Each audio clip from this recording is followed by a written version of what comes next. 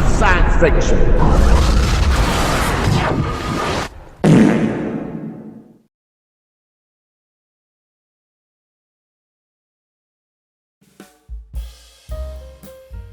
Hello and welcome to episode 10, the final episode of Strange New Worlds. And what are we going to do from next week? Equality of Mercy. What an amazing episode. Blown away by this completely. A what if of the balance of terror. Just a weird, cool, brilliant, loved everything about this episode. What if? And we got to see the guy that's playing Captain Kirk, James Tiberius himself.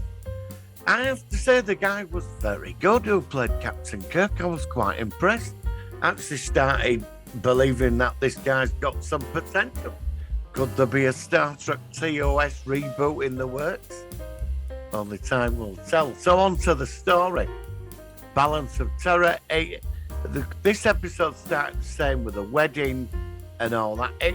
Before that, Pike is at one of the outposts on the Romulan, the neutral zone, and he meets the commander's son there, who's going to be the one that dies in the reactor with the Berthold rays that affect Pike 10 years in the future.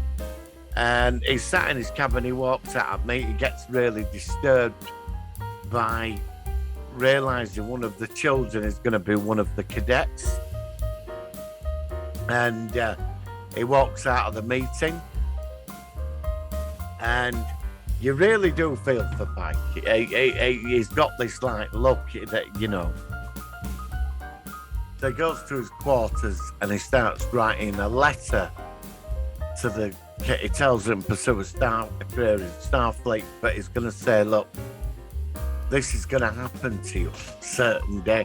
And then there we go. We get future Pike, the one where history would change. And he said the Klingons had sent him the monks from Boris with a time crystal saying, look, there's other timelines. I'm from another timeline that shouldn't exist.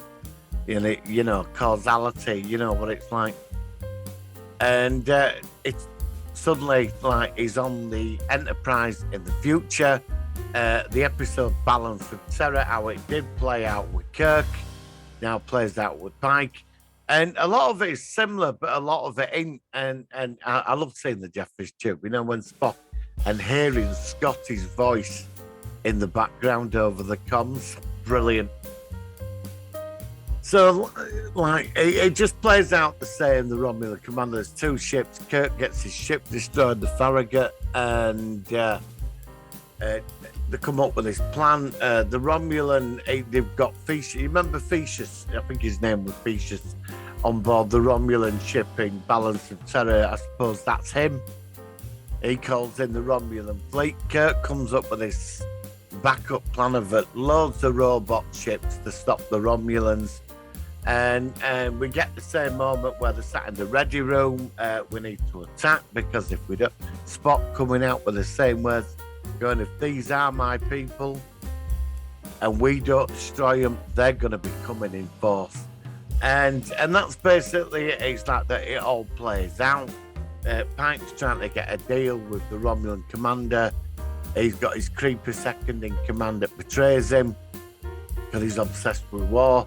The commander's tired of it. It's the same scenario. And there's a 2-hour ceasefire. Then the entire Romulan fleet turns up with the Praetor, and it all kicks off.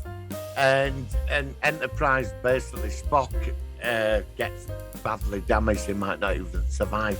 And if he does, he won't be the same again. And it's down to the big decision. Pike goes to his quarters, he meets Kirk, just before he meets Kirk, he meets future Pike. And you can't change your future, man. Do you know what I mean? Because if you do, there'll be an interstellar war, and Pike's in, future Pike's in other Star Trek uniforms from movies. And he says to him, millions die, and it's still going on now. There's no winner on each side. It's kicking off big time. And, suddenly Pike's back in the past, really disturbed. And it's like, well, he has to make that decision. And somehow he sort of comes to terms with it. Obviously, I was very surprised that they'd play this out. I was quite sort of shocked by it. I thought we wouldn't have got this till like the second or third season. The episode where the price will be very high to change your future. I was surprised we got it this quick. But I have to say, I was very impressed. What a final episode. I do feel for Pike. You really do feel for him. But then we got a cliffhanger at the ending where number one had been arrested for her genetic modifications. And it just finishes where like Pike's looking at the screen, looking at us all like, this isn't over. And it finishes. And that's it. There's no more episodes. So this episode, it was very good. I like what they did with the original classic and mixed it up. It was clever what they did with this. I mean, why couldn't Discovery be like this? They've had 5 years and they finally got it right. And I have to say, this was spectacular.